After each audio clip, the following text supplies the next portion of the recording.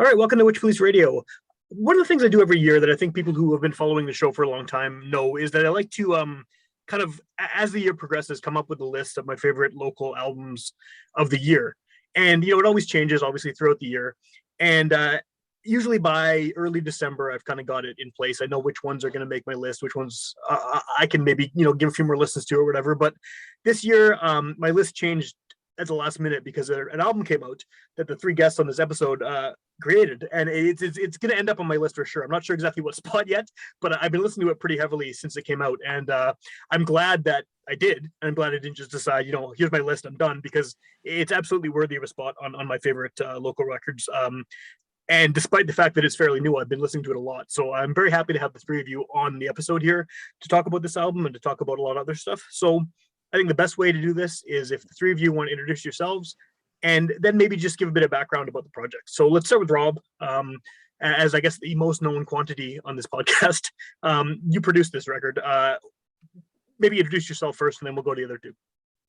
Yeah, I'm Rob Crooks. I made the beats on this record. Very succinct. Okay. And then we have Yai and Gruf, who are, two well-known Winnipeg MCs, and you've been doing this both for a long time in a number of different projects. And just so people can put a name to the voice, if you want to just introduce yourselves, we can go from there. Right on. I'm Yai. Government name Danny Corrigan, but yeah, great to be here, man. Cool. Yeah, I'm Garth, aka Gruf, and yeah, one part of this album. Glad to be here. Awesome. So, I mean, I guess just to start off, I know that the three of you in various configurations have worked together at some point or another, whether it's been directly or you've, been on projects with the same people, and you've obviously played shows together. How did this particular trifecta of people come together? How did this project develop? Oh, well, it was something we talked about over years, like just whenever we'd run into each other, whenever we'd be hanging out together, either at a show or just with the homies, we'd always say, like, hey, we should do an album. We should do some songs. We should do, some kind of project together. So it was really a number of years. I can't say exactly how many. It could be like 15 or more for all I can remember. So it was definitely like something we always were thinking about. And then, yeah, I guess 3 summers ago, something like that, we said, hey, we got some time. I think Yai was in between projects and I hadn't done anything in a while. Yeah, we just said, hey, let's at least get together and see if we can come up with something. Most definitely. And yeah, it's been Gruf has been doing this longer than me. I've been a huge fan of Gruf since the Twisted Spirits days, the pre-Freak Show days, and then being brought into Peanuts and Corn Break Bread. The first time I was ever on vinyl was on a B-side of the Plants 12-inch for Gruf. He got me on a song called Blow Me Away. So he's taken me under his wing, and we've been homies for a long time. We have kids that are the same age. Yeah. I remember running into Gruf at the spot where he was working and telling him, I'm gonna have my second kid, and then running into him literally a week later and him being like, so guess what? I'm having a kid. So, like our kids know each other and things like that. Cool. But yeah, but it's been on my bucket list for a very, very long time, hearing Gruf is just a master with flows and it just has his own style, nothing contrived. You go back to the Twisted Spirit stuff, like that's still Gruf there. He's never tried to chase a trend or he's just built on different layers to what he does. And I feel like that's, something I've tried to do as well. So it's definitely been on my bucket list. I'd hear a crazy Gruf song, hear Yamaha or Process Simulate or something and be like, oh man, I would love to jump on there and compliment that. So we finally made it happen. And doing this over Rob's beats, totally made sense. He came to us with, we've known Rob for a very long time as well.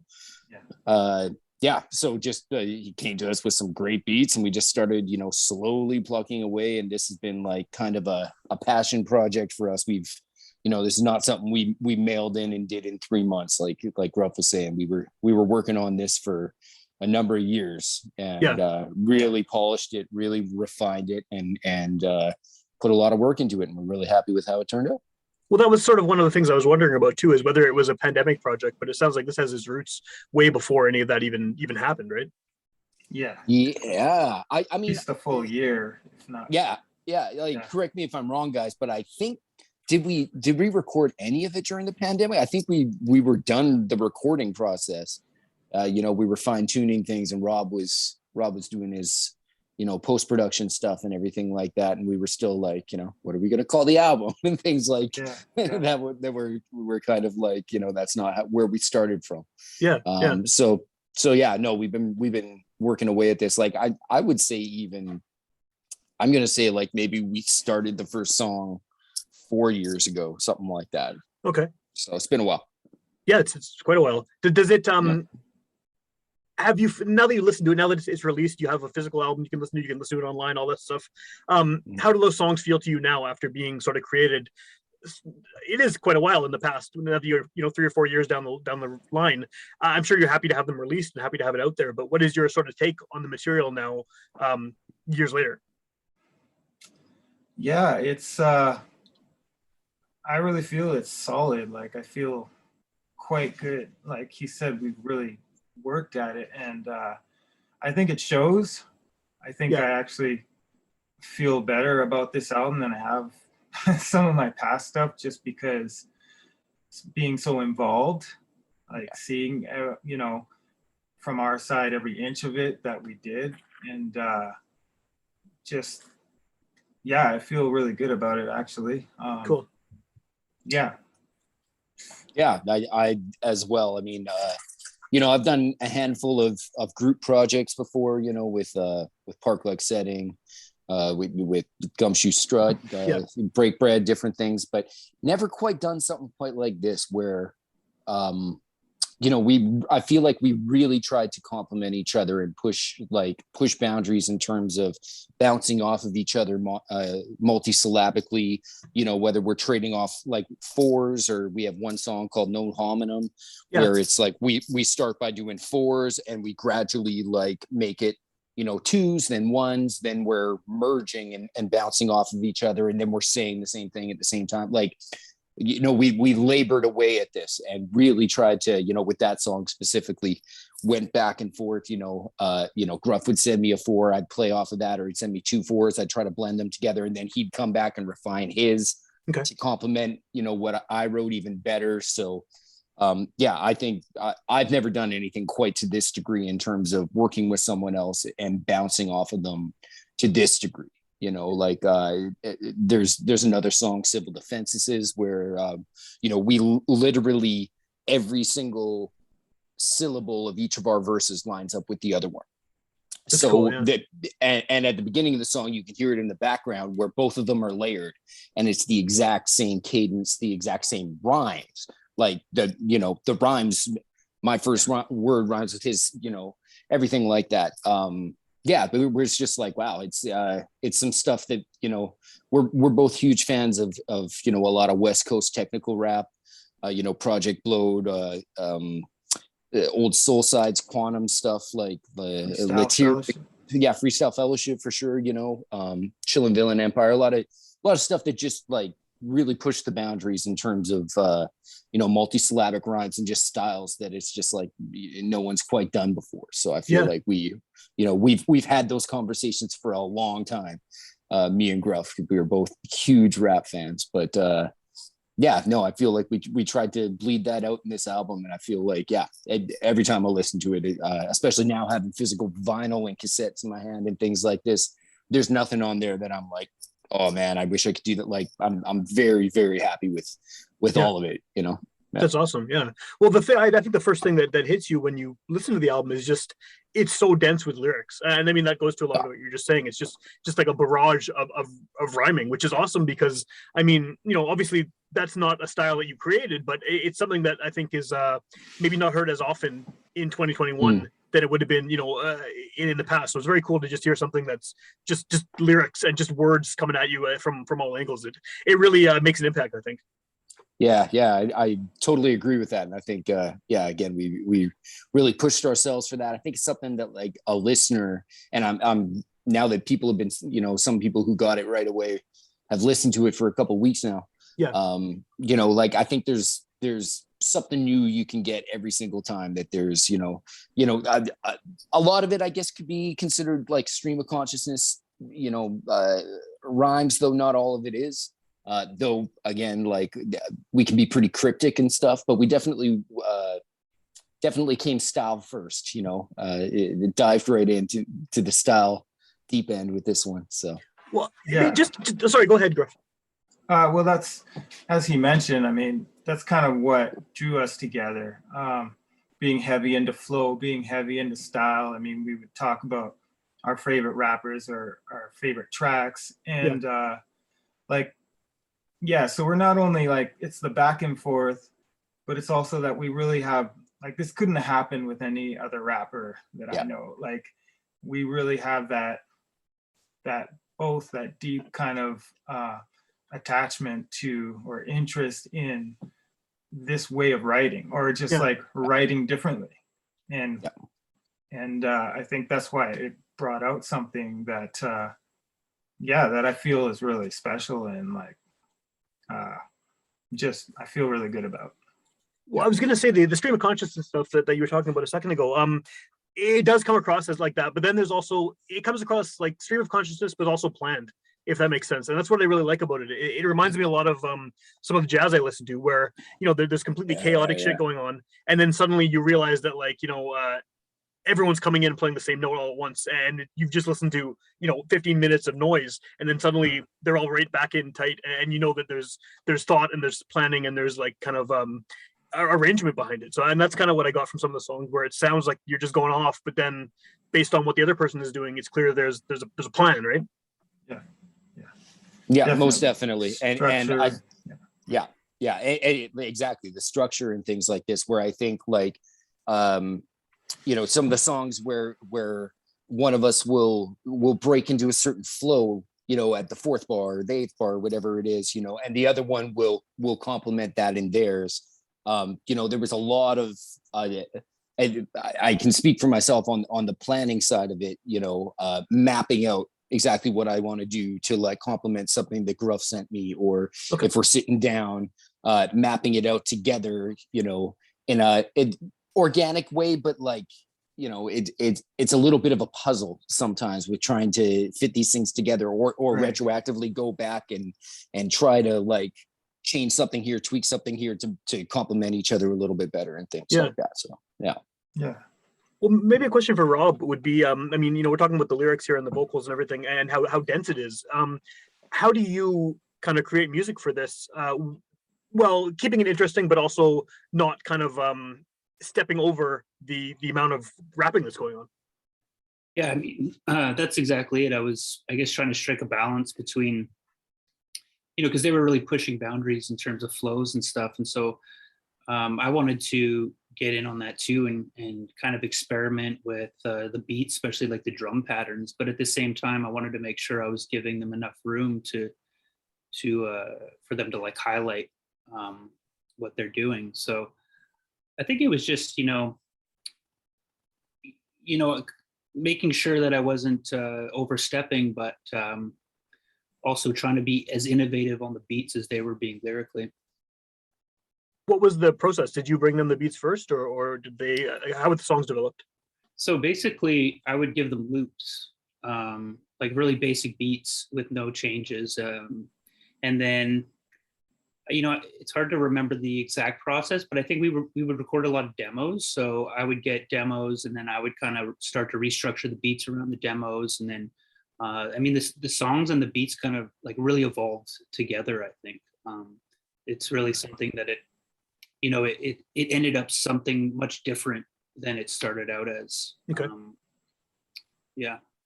Yeah, and I think he's very much of you know, the school of, you know, McEnroe, cut down, gumshoe strut and everything, you know, where they, yeah, I think Rob really pushed himself.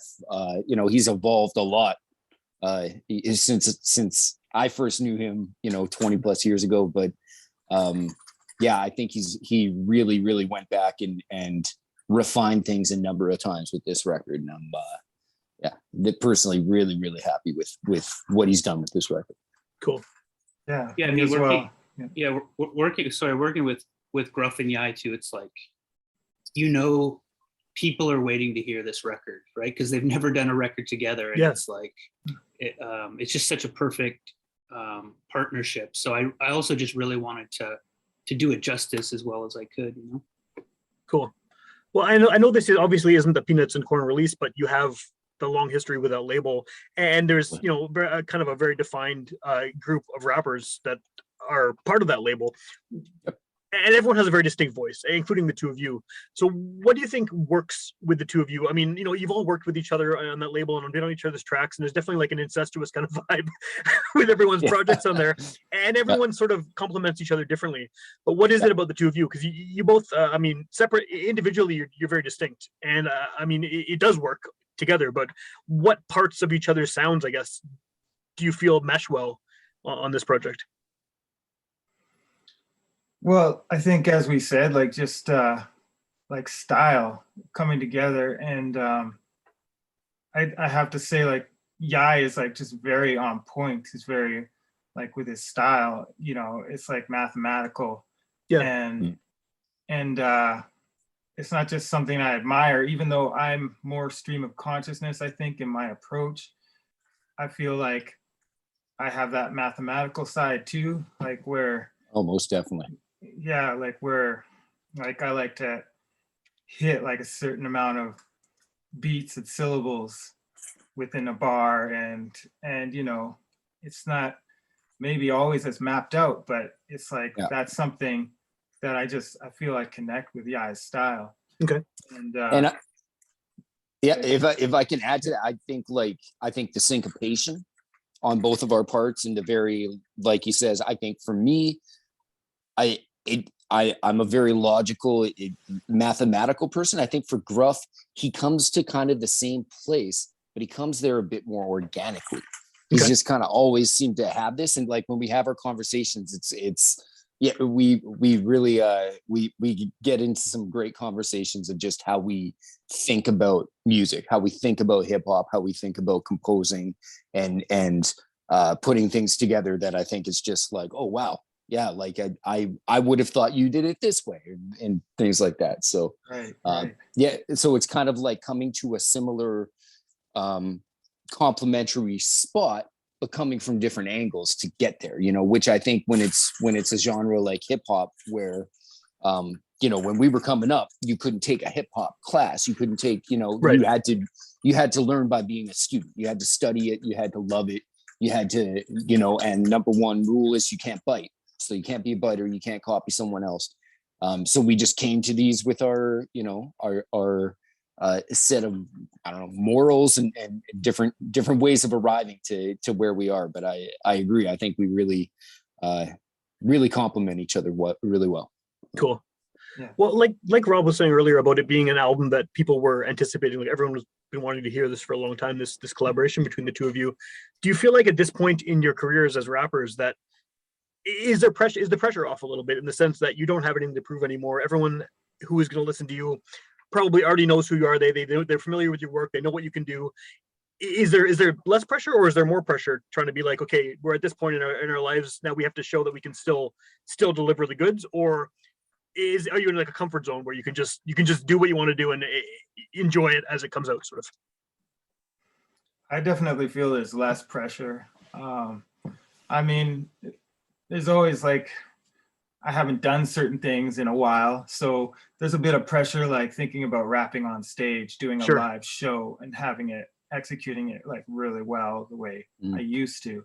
So there's some of that, but like, as you're saying, like, as far as like who we are as rappers, and coming out and presenting like our product, or our, you know, creations, I don't feel pressure like that. Like it's just, you know, a little bit with wanting to like, you know, I guess the approval of my homies and you know, wanting it to sound the best. There's a bit of pressure that we put on ourselves, I think, but definitely less than back in the day where, yeah, I'd be more, you know, wanting to prove myself to a certain degree. So Yeah. there's, yeah. Well, you're Yeah, established. and You're established now, right? I mean, like, people are, yeah, people have opinions on what you do, and yeah, it's a little different for sure. right. And I think we definitely have our fan base and the people that check for us. I think there are new people who check, definitely. You know, there's definitely a new generation and stuff. Like I know some people who's, you know, put their kids onto it now and stuff. Yeah, yeah. And, you know, things like that.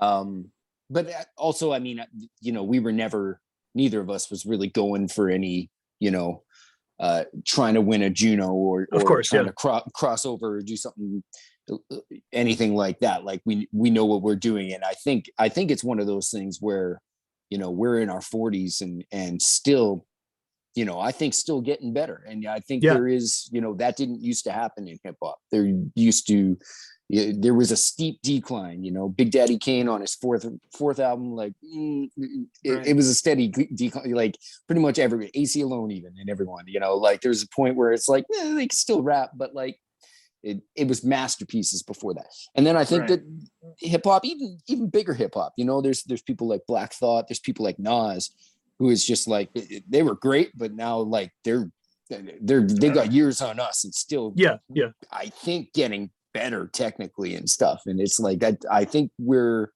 you know, kind of the same mind here, where we do think about things a little bit differently and, you know, push ourselves in different ways and not just try to like recreate the same thing or chase a trend or whatever it is. Like, so yeah, I don't feel pressure in those ways or anything. I'm having so much fun with hip hop right now.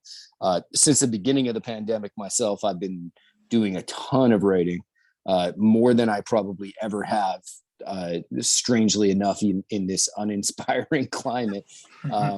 But yeah, I guess finding the time to do it, pushing myself and getting into a groove and stuff. It's like, oh man, I think I might be better now than I ever have been. So yeah. Well, it's interesting that you say that too, because I mean, there's even going locally, there's artists in other genres like Propaganda, for example, who are putting out amazing records, and they're in their 40s as well right now. And like, do you think something has changed culturally to just allow for people as they age to stay creative? Like, because it seems like, you know, I don't want to say the whole whatever 40s, 50s, the new 40 or whatever it is, but I mean, it seems like people feel more like they have permission, I guess, to continue to create rather than just sort of sticking with the like you said, playing the hits and you know, not changing your style at all. I don't know if there's an answer to it, but like, do you think there's been a shift where being old is not a burden anymore for an artist? To a degree, I think to a degree, it's just what I think, because it maybe it still could be like, it's kind of like he's talking about, like where it used to be where you could tell artists were getting to a point where they were falling off, where they were losing their edge a bit. But, you know, I feel like it's kind of like, it depends who you are. It can still kind of go that way a bit, or you can just keep progressing. And I think it's a little different for everybody, but yeah, I also think that, like, you know, with what we came up with, where we're not trying to compete with certain people. You know, we came up in the underground renaissance of the mid to late 90s type of thing. Where there was a lane, and we didn't have to sound like this or you know, chase this or anything like that. So in that sense, it's like we really cultivated our own thing. So yeah, like, I think with that, it's just something like you got really good at painting. You got really, you know, it's just, it's an outlet. It's something I do personally that's, you know, it kept me sane throughout a lot of things. I speak for myself. Like I had a kid at 23. So I was like, you know, in the house, removed, used to missing out on good shows, all of this stuff. I had one at 26. I get it. Yeah, exactly. Right. Yeah. And so, you know, you kind of foster your own little thing there. I mean, even just doing hip hop in Winnipeg in the 90s, early 2000s in general, like you're an outsider, and then myself as a white person, you're also another outsider, like, you know, so you find your lane and you find what makes sense to you, and how you think you can contribute to the culture and stuff. And I feel like, you know, me and Gruf and Rob can definitely still contribute to the culture. Maybe there's not a whole lot of 16-year-olds listening to this, though. You know, there's, again, I've had the odd person reach out to me saying they like it, or the kid likes it or something like that. But also, like, if the average 16-year-old that's listening to Drake likes our shit, like, we're probably doing it wrong. You know? So, yeah, for sure. Right, For sure. right. I also think like things like Bandcamp have really changed, because there's sort of this, like, the music industry is becoming decentralized, and there's this kind of battle going on between like the streams and like Bandcamp. And, you know, I was watching an interview with Alchemist, and he was talking about this exact thing. And he was talking about how he was getting to a point in his career where he didn't know what was going to happen. Was he just going to be that guy who had songs on the radio 10 years ago and he was just going to fade into obscurity? But then Bandcamp came around, and he's like, I don't need to have a record label. I can just go right to the fans. And I think that's also part of, I mean, I can't speak for Yai and Gruf, but for me, I think that's been really liberating, because I don't have to worry about meeting certain yardsticks that aren't suited to me, right? I can just make the music and, you know, kind of get involved in a community online, and then, you know, put the music out through Bandcamp, and it's as easy as that. And it's more direct to the listener too. You don't have any middlemen kind of get in the way, and you can Exactly. you can hear the feedback like immediately, right? Yeah, Right. exactly. Yeah. So where can people find this record? I mean, I know it's obviously it's online. We're in 2021. That's how most people listen to things. But I know you have physical copies, you have tapes, you have vinyl. What's the best way for someone to check out the album? well, on Bandcamp, through Rob Bandcamp, Crooks' probably. Bandcamp, that's the place. I know in Winnipeg, Old Gold Vintage Vinyl, on Osborne is carrying it. Rob, is there anywhere else? Yeah, if you happen to be in the United States, it's on the Audio Recon Bandcamp, and it's also available in Europe on can't remember, some German website. So I don't know. If you go to my Bandcamp, if you happen to be in Europe and you're listening to this, you can go to my Bandcamp, and I have the link there. So Cool. I'll put the links to all of the Bandcamps in the show notes and stuff too, so people can find it. Doing this through Saskatoon Folk, I can never say it fast because Saskatoon Folk Rap Records. What was the decision to go with them? I mean, I know that label. I mean, Rob, especially you've worked with pretty heavily since its inception, and sort of a lot of people from sort of this area and this era of local rap and prairie rap. What was why did this happen? How did this get worked out?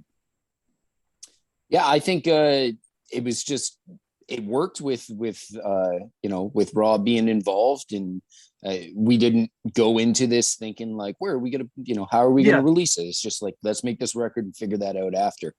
So it just kind of worked out. And, you know, Chaps is the big homie from, you know, going back to when, you know, before I even stepped on stage, I knew that guy and loved that guy to death. You know, so Epic as well, the whole crew involved there. You know, it's great what they're doing, and it seemed like a natural fit. You know, doing something. Sorry, go ahead. No, it felt like friends, you know, friends helping friends. Yeah. And just like you said, we worried about it later, but it was like through the homies that we kind of got things, and through Rob, and got things happening that way. So. Totally. And you know, on Peanuts and Corn, which we're both very much still, you know, affiliated with and a part of, you know, but that's like McEnroe's baby. It's, you know, he makes the beats on that stuff and everything like that. So usually doesn't put out a whole lot of things. And honestly, we didn't even really, you know, approach that. This just kind of, not that we were averse to doing that, but Saskatoon folk rap kind of came along, and it was like, it totally makes sense. Let's do it. Cool. Well, and that thing about friends helping friends, it seems like that whole label is that just based on really everything that's been put out. It seems like it's got that community vibe to it, which is cool. Yeah, most definitely. Yeah. And I mean, I think everything we've done from the beginning, I mean, like Gruf with Freak Show back in the day, and Peanuts and Corn, or whether it's Your Brother's Records, Your Brother in My Backpack, stuff with Gumshoe Strut, or Cut Down, or People in Saskatoon. It's just, these are all the homies first, like at my wedding, all of these people were there and stuff, That's like cool. yeah, like these are my closest friends and stuff like that. So whatever the incarnation that's going on at that point or whatever, we're all great friends. So that's where it starts and that's where it ends. So